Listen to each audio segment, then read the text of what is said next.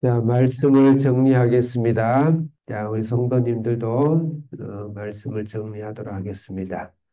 네, 아침 큐티에 좀 더 참석을 하도록 서로 격려하고 독려하고 그렇게 해서 말씀으로 시작하도록 그렇게 또 하시는 분도 더 힘을 내서 그렇게 하시길 바라겠습니다. 오늘은 누가복음 20장 19절에서 40절 어제 말씀에 이어서 어제는 예수님의 권위에 대해서 포도원 예수님께서 포도원 비유를 이야기하시고 건축자 버린 모퉁이 돌을 이야기했습니다. 오늘에 이어서 예수님을 이제 막바지로 내몰아서 십자가를 지게 하기 위해서 인간적으로 명분을 쌓고 제명을 씌우기 위해서 이제 노골적인 사실은 공격입니다. 네, 공격인데 그런 모습이지만 뭐 그런 것을 보여주기 위한 것이 아니고 이것을 우리 영적으로 성령께서 이 글을 쓰신 것은 영적으로 우리 각자 개인이 주신 말씀이 있는 것입니다. 오늘 19절부터 26절은 세금에 대해서 논쟁, 예수님이 가이사의 것은 가이사 바치라. 이건 정치적인 공격이죠. 정치적인 눈을 씌어서 예수님을 십자가 못 박아서 죽으려는 거, 죽이려고. 그렇게 안 해도 예수님은 우리를 위해서 죽으실 것인데, 그렇게 하는 거예요. 그 다음에 27절부터 40절은 종교적 이유로 누명을 씌어서 예수님을 또 제명을 씌어서 예수님을 죽이려고 하는 모습입니다. 부활에 대한 논쟁을 이야기하고 있습니다. 우리에게는 어떤 하나님께서 성령께서 이 말씀을 통해서 우리에게 말씀을 가르치는지 묵상을 하도록 하겠습니다. 제가 목사이기 때문에 성경을 강해를 정리를 안 할 수가 없어요. 여러분처럼 말씀 묵상하고 나에게 준 말씀을 받아서 적용하고 그렇게 하면 좋겠는데 저는 방식은 말씀을 또 목사는 말씀에 대한 사명이기 때문에 정리하는 걸 이해해 주시기 바랍니다. 자, 19절 읽겠습니다. 크게 우리 학생들 크게 읽어야 하나님도 기뻐하고 우리 시사님들도 정신이 바짝 차려지겠죠. 19절 크게 시작.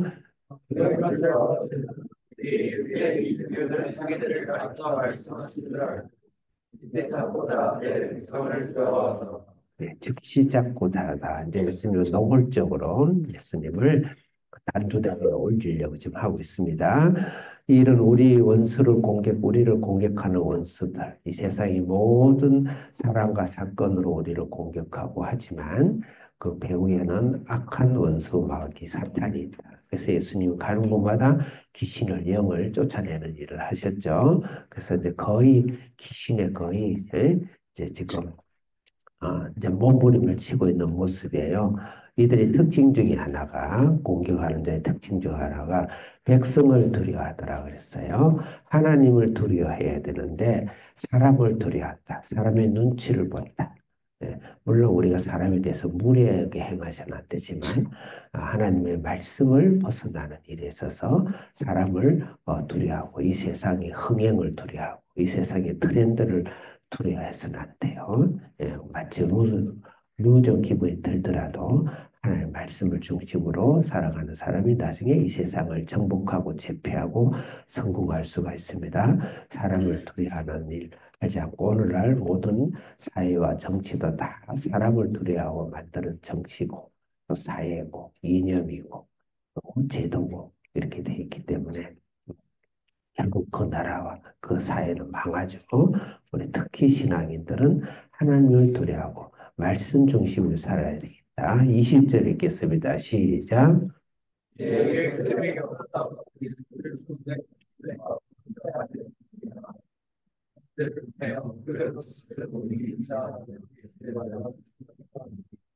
가 사탄 짓을 하는 사람의 특징은 둘째로는 엿본다. 그 다음에 정탐꾼을 보낸다. 또 스스로 인체한다. 또 책 잡는다. 예, 그러니까 모함이죠, 모함. 예, 모함의 기재죠, 기재. 이 세상은 모함이야.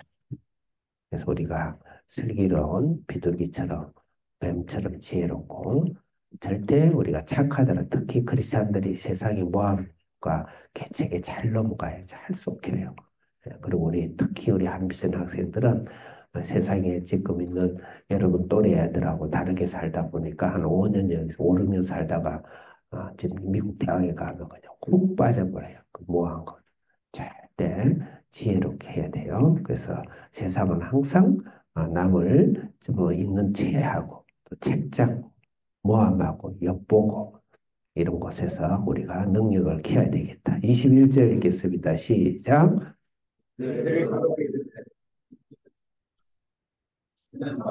하시고 가르치시며 사람을 포로시하지 않으시고 22절 시작. 안녕하십니까. 보고만 내려는 대저 저 영업계 하고 예. 이 세상 사람들은 다른 데 현장 한번 실물 가봐서 보고 가이사에게 세를 바치는 게 옳습니까? 옳지 않습니까? 음료수 하나 그래서 내려놓을까요? 부정적인 질문, 부정적인 답, 내려놓을게요. 부정적인 환경을 만들어 가죠. 그래서 하나님이 없는 사람들은 반드시 부정의 씨앗이 돼요. 그래서 우리도 삶을 살면서 하나님의 자녀가 돼야지 세상의 자녀가 되면 안 되겠죠. 내가 말하는 거나 행동이 항상 부정의 씨가 되고 부정의 원이가 되고 내가 가는 곳마다 항상 부정적인 사고와 행동으로 가득 차 있는 사람은 하나님의 자녀, 말씀 중심의 자녀가 아니라는 것이죠. 하나님 자녀이면서도 말씀과 성령의 다스림과 열매가 아니라는 것이죠. 그렇게 해서 그렇게 몰아세우는 모습을 볼 수가 있습니다. 여기에 대한 예수님의 답만 보겠습니다. 24절 읽겠습니다. 24절 시작. 기다릴까요? 마음을 자르든 마. 25절 시작. 가이사의 것은 가이사에게 하나님의 것은 하나님께 몫이라. 가이사의 것은 가이사, 하나님의 것은 하나님. 하나님이 예수님이 주신 대답이죠. 이것은 무슨 말일까요? 이건 무슨 말일까요? 이것은 전체 가이사도 인정하고 하나님도 인정해야 한다는 거예요. 다시 말해서 세상 속의 그리스도를 이야기합니다. 그러니까 하나님 나라에만 파묻혀 있는 그리스도인이 아니고 우리는 세상 속의 그리스도인. 가이사의 것도 가이사는 세상을 말하죠. 불의한 재물로 친구를 사귀라. 불의한 재물로 많이 불의한 재물을 우리가 모으고 힘을 써야 돼요.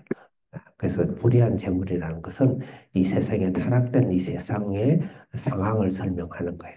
우리는 타락된 상황이 되고 우리 감정도 타락되었어요. 어제 우리 학생도 어제 배웠죠. 감정도 타락했어요. 인격도 타락했어요. 이 세상의 재물도 타락했어요. 자연도 타락했어요. 그렇지만 그것을 무시하지 말고 하나님의 복음을 위하여서 친구를 사귀라는 것은 생명을 살리고 복음을 위하여서 열심히 살아라. 그래서 가이사의 가이사, 하나님은 세상을 무시하지 말고 세상 속에서 능력을 다하고 해서 수 없는 자의 영혼을 구원하는 목적으로 사업도 열심히 하고 직장도 열심히 하고 공부도 열심히 된다. 그 말이에요.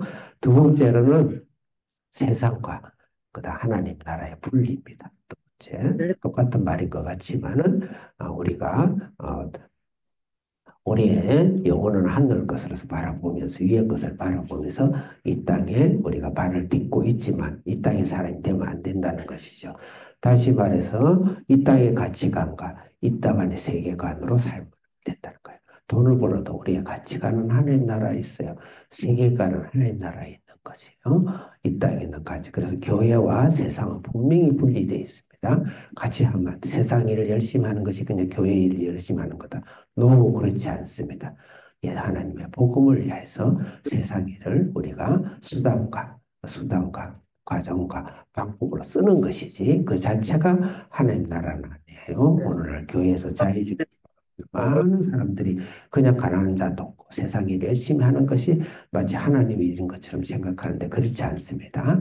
예수 구원, 예수님의 생명, 부활의 생명 없이 그렇게 그건 분명히 분리해야 된다. 그런 의미로 받아주면 좋겠어요. 또 정치적인 이야기가 있는데 이건 시간상 오늘 제가 언급하기 어렵습니다. 27절부터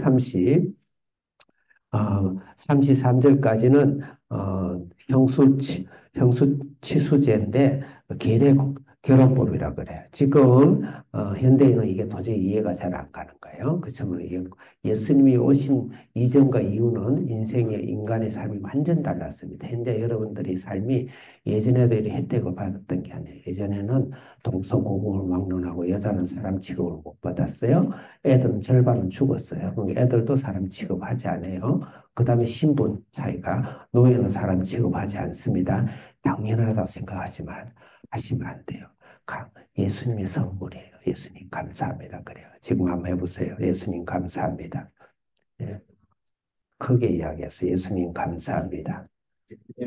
예수님 오셔서 그렇게 된 거예요. 그러니까 과거에는 그렇지만 예수님 과거는 모형이죠. 구약은 예수님이 오시기 전에 여자를 구원하고 여자를 보호하기 위한 제도예요. 그 당시 여자가 남편이 죽고 나면은 재산권이 없어요. 그왜 나가요? 그다음에 이혼당할 수도 있고, 그다음에 네, 그다음에 재산 상속권이 여기다 살 수가 없어요. 그러니까 그 여자를 보호하기 위해서 주신 것입니다. 네, 이것이 대표적인 게 룻기예요. 룻과 보아스가 결혼하죠. 보아스는 예수님의 상징이에요. 그 여자를 거둬요. 그래서 보아스가 먹고 살아요. 그 밑에서 아들이 나온 것이 오벳이에요. 그 밑에서 아들이 나온 것이 그 다음에 이세. 그 밑에서 아들이 나온 게 그 유명한 다윗이에요. 다윗 밑에서 그 자손이 나온 게 그 유명한 예수님. 예수님을 사랑을 가르치기 위한 우리는 볼수 없는 드라마예요. 그것이 바로 그렇다. 근데 이걸 가지고 이 사람들 적의적으로, 문자적으로 공격을 할 거예요. 나 천국에 가면 어? 어? 일곱 형제 중에 누구의 부인이냐 뭐 이런 식으로. 자, 그래서 시간이 없네. 아이고. 자, 34절 읽겠습니다. 시작.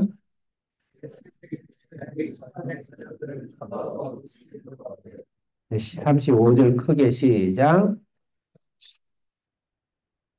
여기서 예수님의 대답은 이 세상과 저 세상이 있다는 거 반드시 여러분 자살하면 안 돼요. 자살하면 끝날 것 같아요. 저 세상이 있어요.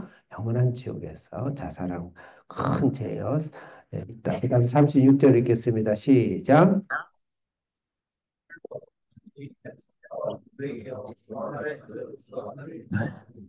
그래서 시작하고 장가가는 것이 없고 영원히 산다. 이 말은 가족이 그때는 완성이 되는 거예요. 가족제도. 가족제도의 남녀 부부 간의 가족제도는 예수님과 결혼의 상징입니다. 그 예수님 결혼을 해서 그래서 그것이 완성됐기 때문에 천국에서는 예수님과 결혼이 완성됐기 때문에 천국에서는 가족이 없어요.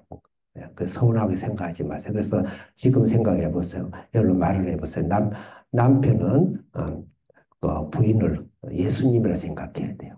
예수님 따라해보세요. 예수님. 그 다음에 아내는 남편 보고 예수님이라 불러야 돼요. 예수님.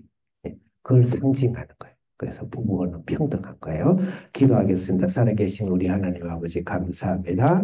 예수님 영원한 우리의 부활의 생명으로 오늘도 우리 속에 함께 하시고 예수님의 눈물 없이는 받을 수 없는 예수님의 큰 사랑으로 오늘도 힘을 다하여 이 세상을 정복하게 해 주옵소서.